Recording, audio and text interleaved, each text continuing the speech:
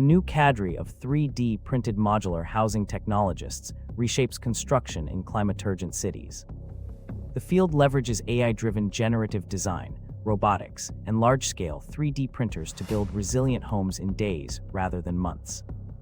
Experts project steady growth as housing shortages meet disaster resilience, yet supply chains, material standards, and public perception pose hurdles.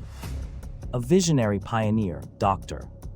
Myra Kwan describes her first community project after a hurricane where rapid print houses saved lives and inspired local apprentices.